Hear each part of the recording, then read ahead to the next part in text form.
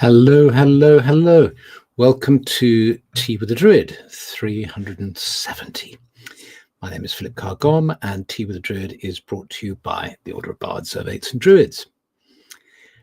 Lovely to see everyone arriving from steamy Texas and North Carolina and Forfar and Scotland and damp and overcast Scotland and Arizona and Barkham in Sussex down the road, Michigan, Phoenix, Arizona, roasting, Norway, Zagreb, hello from Zagreb, Wicklow, Ireland, such a beautiful spot, steamy Texas here too, Spalding, Lincolnshire, California, Washington State, Belgium, Nova Scotia, Yorkshire, Tring, Yorkshire, Netherlands, Sweden, Lincolnshire, Ontario, Canada. Lovely to see everyone. So do gather round, grab a seat. We're coming into the forest clearing. There's a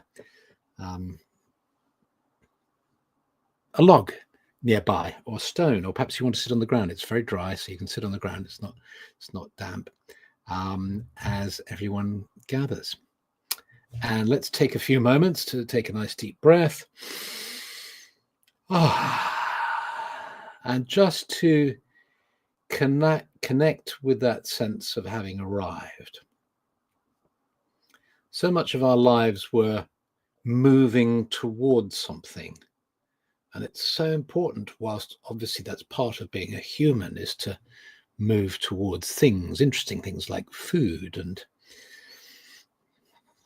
other people and animals and plants and trees, and to move towards things that we love or that we want to experience.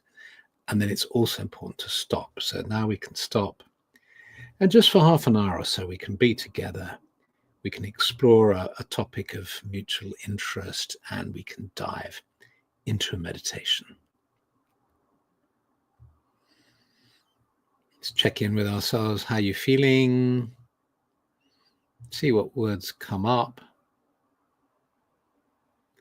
And then when the word comes up for how you're feeling, ask yourself, is that a bodily feeling? Like, am I just tired physically? Is it a emotional feeling, like upset, worried, anxious, or so on?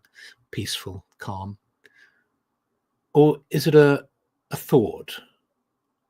Interested to be here, curious, open, anxious, sleepy and tired from the full moon, says Gabriella. Dr. Ulven said, during my lunch, I'd counted bumblebees and gave up after 48.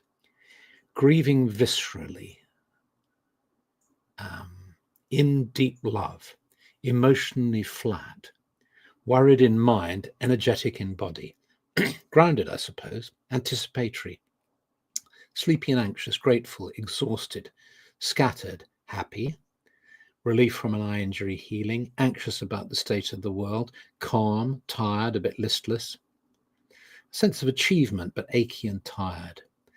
Sorry, it's going really quickly. Inspired heart, but fed up, balanced, spiritually centered, physically fatigued, mentally curious, stressed, relaxed, uncertain, aloha, connected with myself and here, anxious emotionally and tense in body, present, relaxed, still, anticipation, calm on holiday, feeling safe and blessed amongst friends, expanding with the universe, thank-filled, grateful for our sacred grove, glad it's August, content, anxious and unsettled, aware, happy to be with this group at the moment, feeling charged but hesitant, Just beginning to feel like I've arrived home. Tense, blessed, happy to be here, present.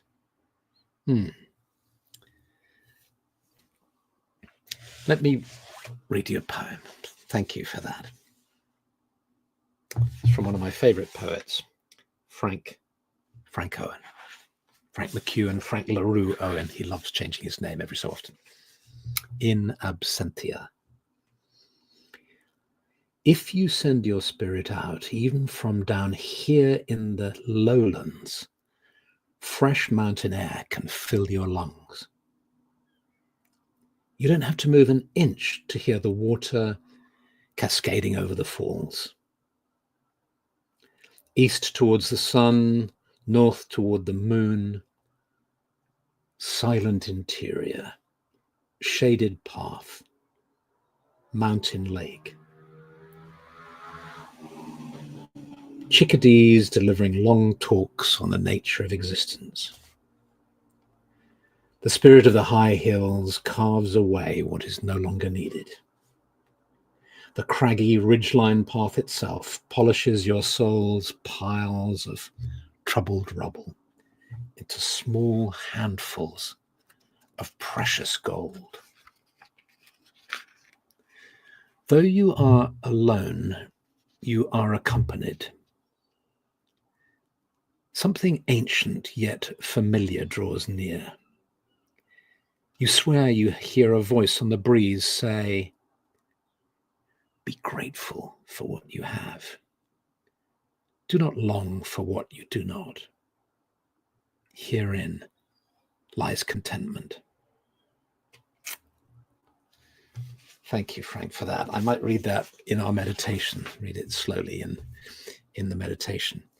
So I was kind of thinking about what topic to talk about today, and I came across this little piece from a guy called Oliver Burkeman, who, when he retired from his job of the kind of self-improvement column in the Guardian magazine here in the UK, he wrote his sort of key insights that he'd had, and the most important, about 8 important ideas that over the sort of 35 years or so that he'd been reading self-improvement books and psychology and so on, what he came up with.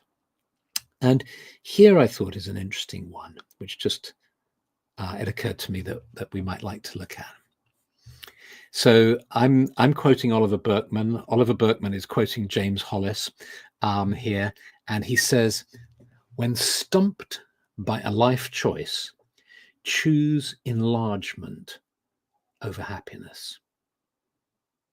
In the title, I put deepening. I thought somehow deepening kind of works better for me, but enlargement is an interesting kind of term as well. Choose deepening or enlargement over happiness. I'm indebted to the Jungian therapist James Hollis for the insight that major personal decisions should be made not by asking, will this make me happy, but will this choice enlarge me or diminish me? We're terrible at predicting what will make us happy. The question swiftly gets bogged down in our narrow preferences for security and control. But the enlargement question elicits a deeper, intuitive response. You tend to just know whether, say, leaving or remaining in a relationship or job, though it might bring short-term comfort, would mean cheating yourself of growth. Relatedly, don't worry about burning bridges. Irreversible decisions tend to be more satisfying because now there's only one direction to travel, forward into whatever choice you made. Now, I think one of the limitations of this kind of advice is that all the nuances, all the particularities, all the personal details can make a huge difference. But just generally, this kind of principle of when you have a decision to make, choosing enlargement or deepening deepening of the soul, enlargement of experience. Is this choice going to mean this for me, or is it going to diminish my experience? Is it going to narrow things? Is it going to encase me in some way? And Liz is wisely saying, I'm not sure I've ever used happiness as a decision filter. Well, I would venture to suggest, Liz, that you're a rare soul. Happiness, in my mind, being mere moments in life rather than a constant state. It often surprises me how much time we might spend trying to get comfortable, as if sometimes we're spending all our lives maneuvering into the most comfortable position, and of course seeking that in the outside world too. How can we reduce anxiety and worry about the world? How can we find comfort in our hearts? But maybe life isn't about finding comfort or even necessarily happiness, but sort of deepening. That's all really. I think that's kind of I think that's clear perhaps and sufficient.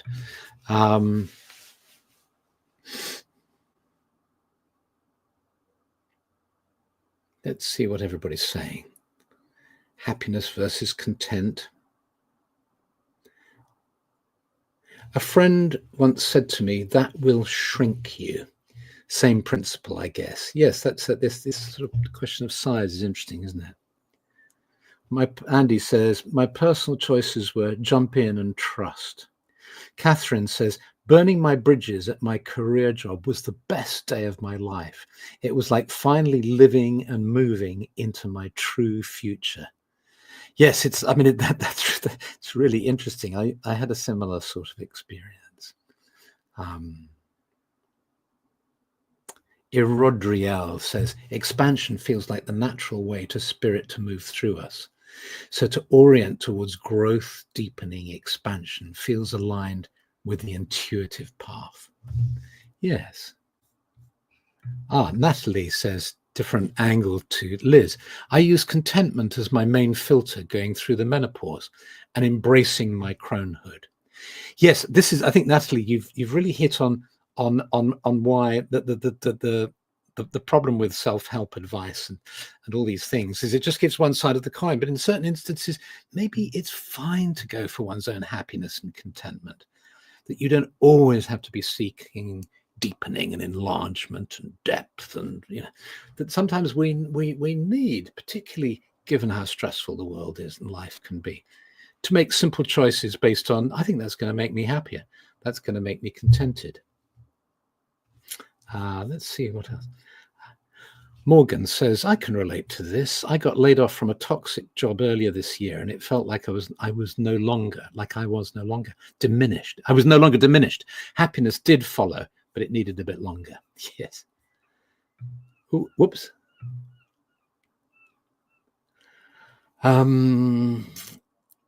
Elder says, surrender into depths equals bliss. I like that. Yes. I just love the word. I think I probably overused the word deep because I just love that. Depth gives such a good feeling of bliss, as you say, Elder. That's lovely. Yeah, thank you. Happiness can be an enlargement, says Monica. Yes. Why can't we have our cake and eat it? Why can't we? Yes. Good. That's excellent. Yeah. Happiness can be an enlargement. It doesn't have to be an either or thing. This is going to deepen me, enlarge me, and it's going to make me happy. Hooray. Win-win. Okay. So now let's go into, I've clicked on something. Experience as much as we cannot know often if any action is going to be good or bad is all experience. Yes, thank you. Codex Amalgam. What an interesting name. I think my principle is, does this decision lead me to who I want to be? Yes. Jane is warning of thunder and rain in North London. I think it's coming here. It feels like it's absolutely going to pour quite soon, actually. Yeah. Let's go into a meditation now. In the quest for deepening and enlargement and for happiness and contentment, Let's just allow ourselves to drop into a meditation. And we all have our favorite ways of doing this. It might be for you to close your eyes, soften your gaze, keep staring at the screen, whatever works for you. And just gradually, to the degree that you're able and want to, you can allow your sense of the walls around you, the floor beneath you, and the ceiling above you to gently fade away. As you find yourself within the sacred grove of the Druids, a place beloved of the Druids, a clearing in the forest, surrounded by our brothers and sisters, the trees, who are rooted deep in the earth and whose branches reach high into the air. And you take in a slow, deep breath, hold for a moment, and then breathe out fully and deeply. And as you breathe out, your awareness is drawn to the earth beneath you. What a wonderful feeling of this earth supporting you, taking your weight, so you can feel as heavy as you like, because it will hold you. The earth holds you, and it allows you, if you wish, to travel energetically down into this delicious darkness of the earth, which is full of life. Worms swishing by, lots of little creatures and bacterial life, the energy of the earth and all the different kinds of earth. It's not one continuous state, it's different. There's bits that are rocky and bits that have got clay in it, and there's some sand here and it's moist. And you're traveling down in your awareness, and there are some crystals perhaps here, glowing, sparkling like stars, and the mycelium of the roots connecting together the community of life above the surface of the earth. Here may we find nourishment. Here may the depths speak to us. Here may the energy of the earth flow up and through us, flowing through the soles of our feet, up our calves and shins, our thighs, and then up through our torsos, bringing us stable energy, strong earth energy. As we breathe in and out.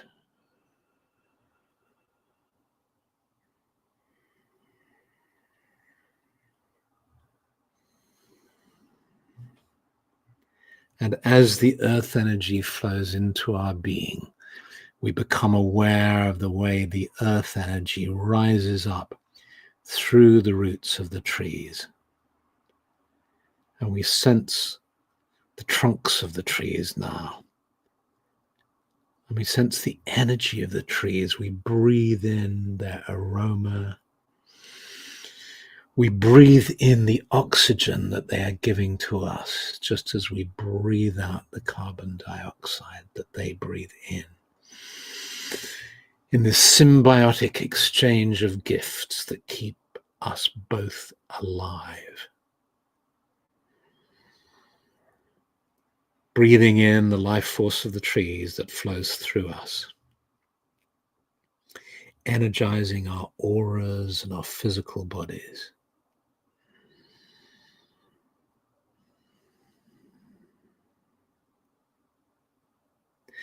And we become aware of all the green around us. We sense the branches, the great boughs above us, and all the foliage, all that greenery, the birds and the trees, and this energy and life in the canopy in the sky above. And we breathe in this energy and this life, and it flows into our being.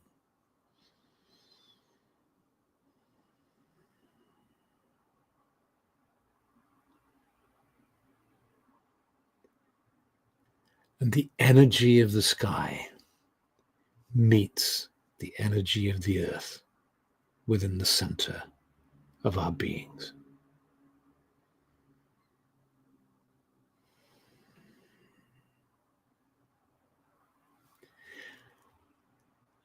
And notice where you experience that center. Just allow your awareness of that center of your being to expand and just to have the space it needs, however much space it needs. Here you can find that enlargement, that deepening, just allowing yourself to be in this space. Just breathing in and breathing out.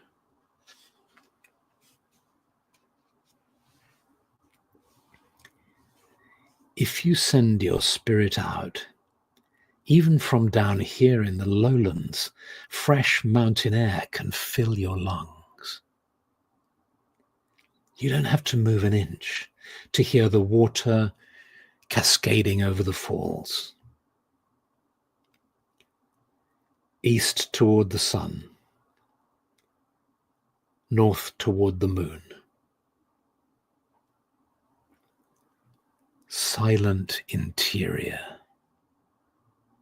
shaded path, mountain lake.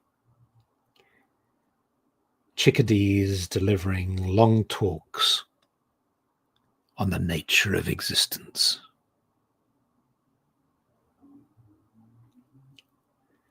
The spirit of the high hills carves away what is no longer needed.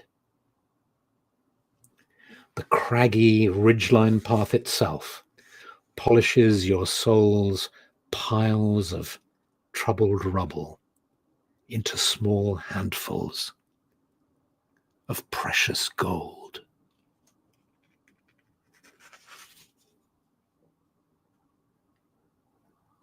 Though you are alone, you are accompanied.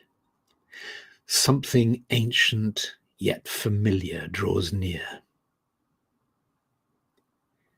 You swear you hear a voice on the breeze say, "Be grateful for what you have. Do not long for what you do not. Herein lies contentment." And you allow the feeling of contentment just to be present to you. Just feeling that gratitude for all that you have, for life itself, for life herself, for life.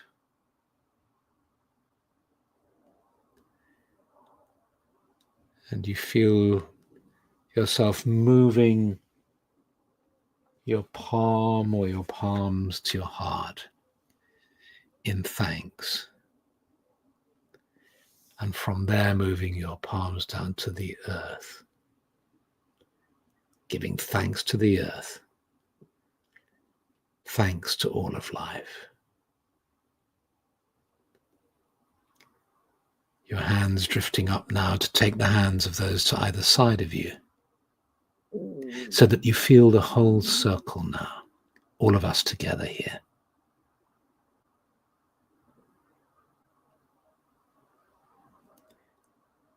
May peace prevail on earth. May all of life be blessed.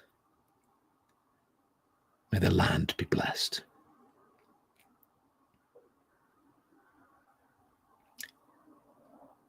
You gently squeeze the hand to either side of you, and you sense your hands floating down again to touch the earth,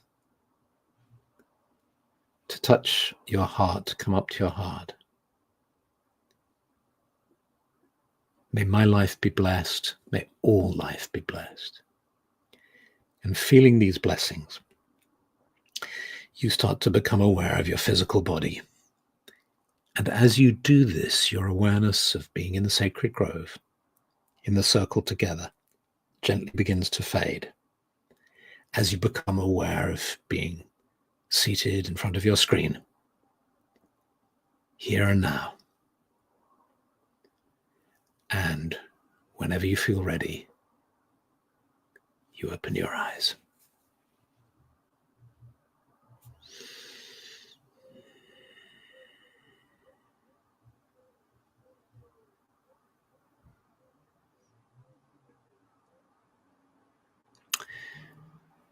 So thank you. Thank you very much for that. Blessings to everybody. And I very much look forward to seeing you next week. Have a wonderful week. And for those of you who are able to and who want to go into the Druid Hearth, we'll meet together in a few moments. Okay, many, many blessings. Okay, bye.